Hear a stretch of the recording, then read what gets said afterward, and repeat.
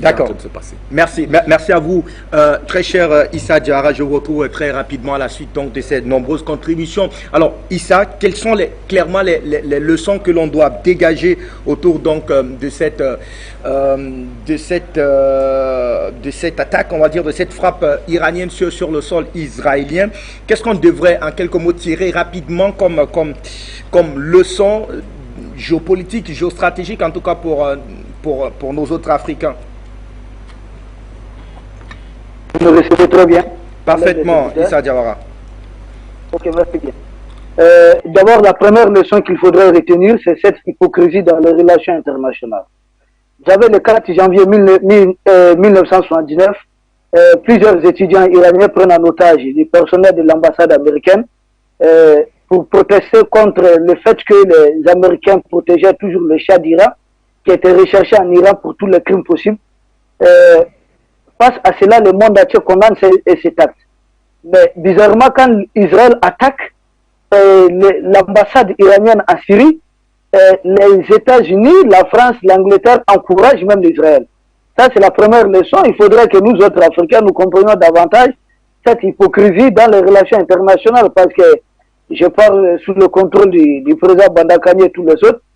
Nous autres panafricains, nous avons pour mission principale aussi de sensibiliser surtout des gens qui nous suivent. Nous devons beaucoup plus communiquer sur cette hypocrisie occidentale.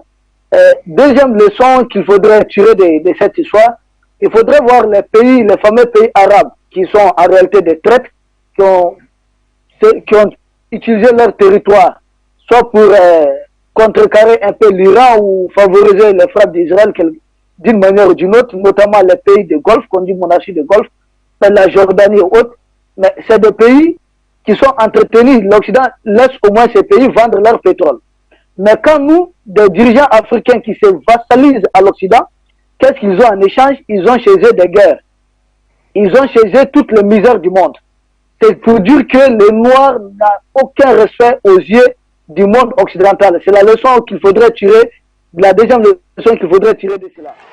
Deuxième chose, c'est la solidarité occidentale. Regardez comment tout le monde occidental s'est porté au secours d'Israël, utiliser leurs moyens. Et ça doit inspirer encore les pays africains. Si on voit des gens comme le Ouattara, des Macky Sall qui viennent d'être dégagés, se mettre ensemble pour aller faire la guerre à un pays africain, le Niger, pour des intérêts énergétiques de la France. Honte aux dirigeants africains.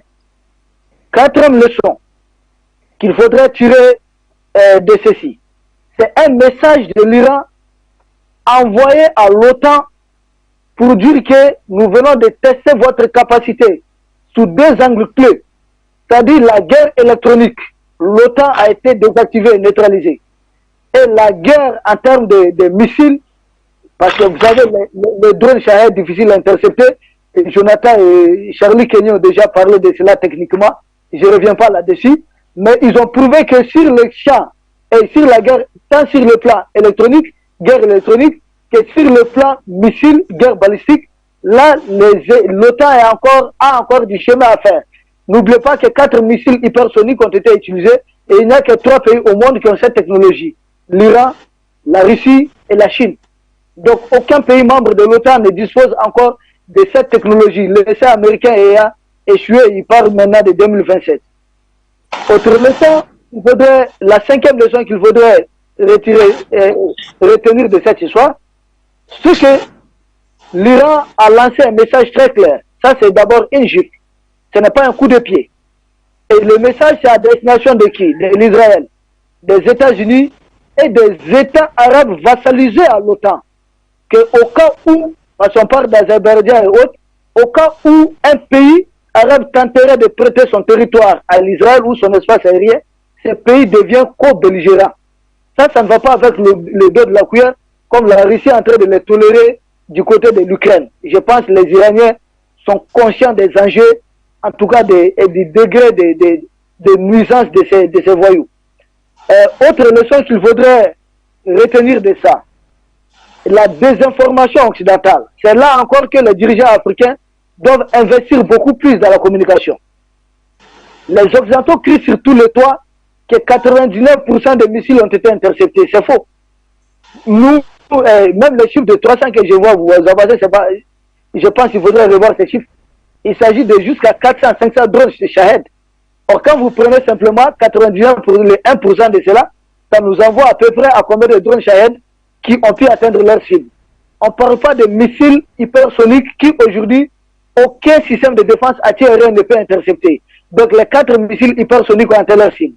Et il y a encore 2 autres types de missiles qui ont été utilisés. Des missiles balistiques et des missiles de croisière.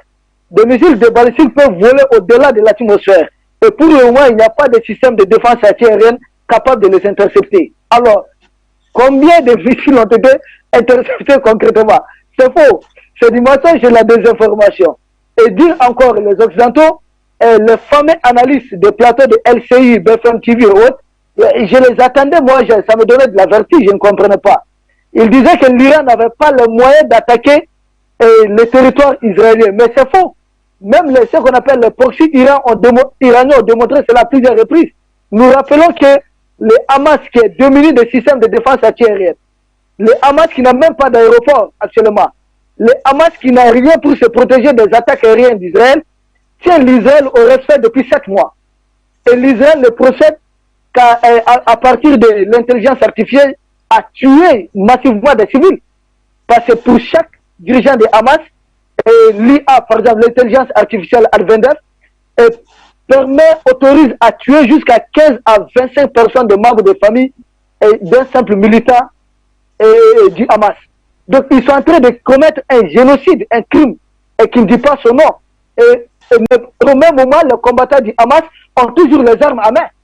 Et aujourd'hui, ils veulent aller s'attaquer à la ville de Rafah. Donc le Hamas seulement tient au respect Israël. Et d'ailleurs, pour faire rapidement faire face à cette attaque de l'Iran, l'Israël avait accepté, avait concédé de faire libérer 800 prisonniers palestiniens, 800 otages palestiniens en échange de 40 otages israéliens. Là encore, les Hamas a dit non. Donc ça montre que l'Israël aujourd'hui, c'est du bluff en fait. L'Israël ne peut pas, ayant échoué face au Hamas, ne peut pas ouvrir un front terrestre face au Hezbollah, à plus forte raison face au plateau du Golan, de la Syrie, et au même moment faire face aux nombreux missiles iraniens. Donc ce n'est pas possible. L'Israël n'a pas tout simplement les moyens, même les États-Unis n'ont pas les moyens. Parce que pour intercepter tous les drones et les missiles qui ont été envoyés, les États-Unis ont dépensé tellement, c'est des sommes énormes. Aussi, nous savons qu'il y a des missiles patriotes aujourd'hui en Ukraine, manque de missiles intercepteurs. Donc les États-Unis